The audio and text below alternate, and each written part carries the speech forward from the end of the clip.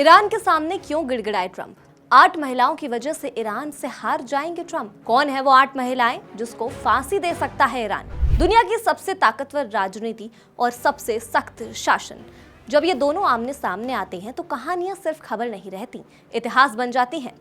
इस वक्त पूरी दुनिया की नजरें एक ऐसे ही मामले पर टिकी हैं जिसने इंसानियत, राजनीति और शक्ति तीनों को एक ही मंच पर लाकर खड़ा कर दिया है। ईरान की जेलों में बंद 8 महिलाएं, जिनके सिर पर मौत की तलवार लटक रही है। आरोप गंभीर है, लेकिन सच अभी भी धुंध में छुपा हुआ है। और तभी अमेरिका के राष्ट्रपति डोनाल्ड ट्रंप की एंट्री होती है, एक भावुक अपील के साथ, जिसने इस पूरे मुद्दे को अंतर्राष्ट्रीय बहस में बदल दिया है। क्या ये महिलाएं वाकई अपराधी हैं या फिर एक सख्त शासन की ताकत का प्रतीक बना दी गई हैं? क्या ट्रंप की अपील से इनकी जिंदगी बच पाएगी, या ये मामला भी सिर्फ राजनीति की शतरंज में एक चाल बनकर रह जाएगा? ये सिर्फ 8 महिलाओं की कहानी नहीं है, ये उस लड़ाई की कहानी है जहां इंसानियत और सत्ता आमने सामने खड़ी है। ईरान और अमेरिका के बीच बढ़ते तनाव के बीच एक ऐसा मामला सामने आया है जिसने पूरी दुनिया को झकझोर के रख दिया है। ये मामला है उन 8 महिलाओं का जिन्हें ईरान के जेलों में बंद रखा है और कथित तौर पर फांसी की सजा सुनाई गई है। हालांकि इस पर आधिकारिक पुष्टि अभी नहीं हुई है, लेकिन सोशल मीडिया, मानवाधिकारी संगठनों और एक्टिविस्ट के दावे ने इस मुद्दे को अंतर्राष्ट्रीय सुर्खियों में ला दिया है। इस पूरे मामले को और ज्यादा संवेदनशील और चर्चित बना दिया है डोनाल्ड ट्रंप के एक पोस्ट ने। ट्रंप ने अपने social media platform truth social पर इन महिलाओं की तस्वीर साझा करते हुए ईरानी नेताओं से भावुक अपील की, प्लीज इन्हें नुकसान मत पहुंचाना। इस एक लाइन ने इस मुद्दे को सिर्फ एक देश की खबर से निकालकर ग्लोबल बहस में बदल दिया है। ट्रंप ने अपने पोस्ट में यह भी कहा कि अगर ईरान इन महिलाओं को रिहा करता है तो ये अमेरिका ईरान बातचीत की एक शानदार शुरुआत हो सकती है। यह बयान सिर्फ एक मानवीय अपील नहीं था, बल्कि इसके पीछे एक बड़ा राजनीतिक संदेश भी छुपा हुआ था। लेकिन सवाल ये है कि आखिर ये 8 महिलाएं कौन हैं? मानवाधिकार कार्यकर्ताओं और कुछ रिपोर्ट्स के मुताबिक इन महिलाओं की पहचान सामने आई है। बीता हेमंती, डायना ताहिर आबादी, महबूबे शबानी, एनसीए निजाती, गोलनाज नराघी, वीनस हुसैन नेजाद, गजल गलंदरी और पनाह मोवाहिदी। इसमें से कुछ महिलाएं बेहद कम उम्र की हैं, जैसे डायना जो महज 16 साल की बताई जा रही हैं। वहीं कुछ महिलाएं प्रोफेशनल्स हैं, जैसे गुलनाज नराघी जो एक इमरजेंसी मेडिसिन स्पेशलिस्ट हैं, कुछ एक्टिविस्ट हैं जो कुछ आम नागरिक। लेकिन एक चीज इन सभी को जोड़ती है, सरकार विरोधी प्रदर्शनों में उनकी कथित भागीदारी।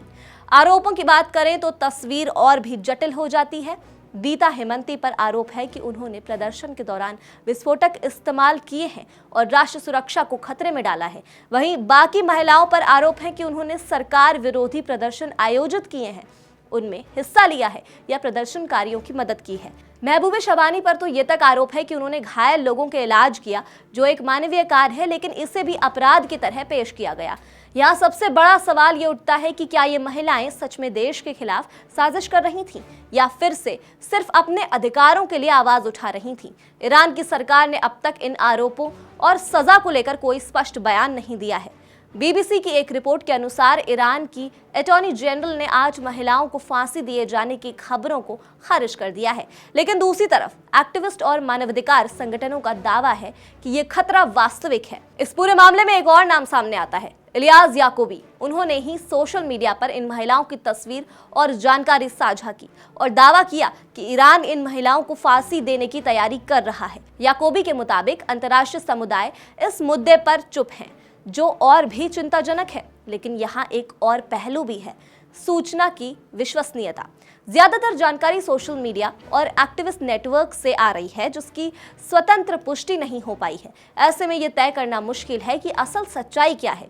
क्या ये वाकई एक गंभीर मानवाधिकार संकट है, या फिर अधूरी जानकारी के आधार पर बनी एक बड़ी कहानी? ईरान का इतिहास रहा है कि वो अपने खिलाफ उठने वाली आवाजों को सख्ती से दबाता है, खासकर महिलाओं और एक्टिविस्ट के मामले में। अंतर्राष्ट्रीय स्तर पर कई बार सवाल उठ चुके हैं। ऐसे में यह मामला भी उसी पैटर्न का हिस्सा लग सकता है। दूसरी ओर अमेरिका और खास करके ट्रंप का इस मुद्दे में कूदना इसे और ज्यादा राजनीतिक बना देता है। ट्रंप का बयान सिर्फ एक मानवीय अपील नहीं बल्कि एक कूटनीतिक चाल भी हो सकती है, जिसके जरिए वो ईरान पर दबाव बनाना चाहते हैं। इस पूरे घटनाक्रम में सबसे दुखद बात यह है कि 8 महिलाओं की जिंदगी अब राजनीति, आरोपों और अंतर्राष्ट्रीय दबाव के बीच फंसी हुई है। उनके बारे में पूरी सच्चाई अभी भी सामने नहीं आई है, लेकिन उनकी कहानी ने दुनिया को सोचने पर मजबूर जरूर कर दिया है। क्या इन महिलाओं को न्याय मिलेगा? क्या अंतर्राष्ट्रीय दबाव उनकी जान बचा पाएगा, या फिर ये मामला भी समय के साथ किसी और खबर में दब जाएगा? फिलहाल पूरी दुनिया इंतजार कर रही है एक सच्चाई की, एक फैसले की और शायद एक उम्मीद की भी। इस पर आप क्या सोचते हैं? अपनी राय आप हमें कमेंट सेक्शन में जरूर बताइएगा और देखते रहिए कड़क।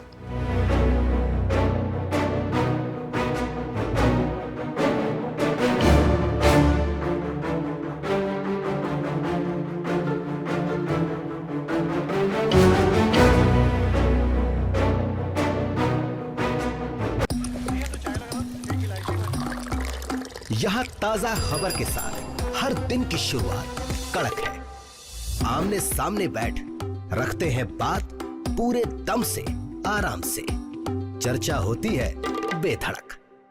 यहाँ किस्से कहानियों में बोल सरल और अंदाज बेहद कड़क मिलता है। जीने में एक तेवर है जो आता है सही ज्ञान, जानकारी और उससे कमाई कड़क नोट से। इधर मौके पर चौका नहीं, छक्का लगा जलवा दिखाते हैं। कड़क क्रिकेट से अपने रोमांच को जो बढ़ाते हैं। यहाँ की हर बात का मिजाज एक है, मिजाज कड़क। आपका अपना YouTube चैनल कड़क, लाइव बेधड़क। क्रिकेट का हर एंगल क्लियर कट, ओपिनियन हो या एनालिसिस, डिलीवरी होगी एकदम कड़क। कड़क, लाइव पे धड़क। बाजार की बात साफ, सीधी और अंदाज कड़क। पैसे की दुनिया में आपका हर दिन होगा एकदम कड़क। कड़क, लाइव पे धड़क। क्रिकेट का हर एंगल क्लियर कट, ओपिनियन हो या एनालिसिस, डिलीवरी होगी एकदम कड़क। कड़क, लाइव पे धड़क।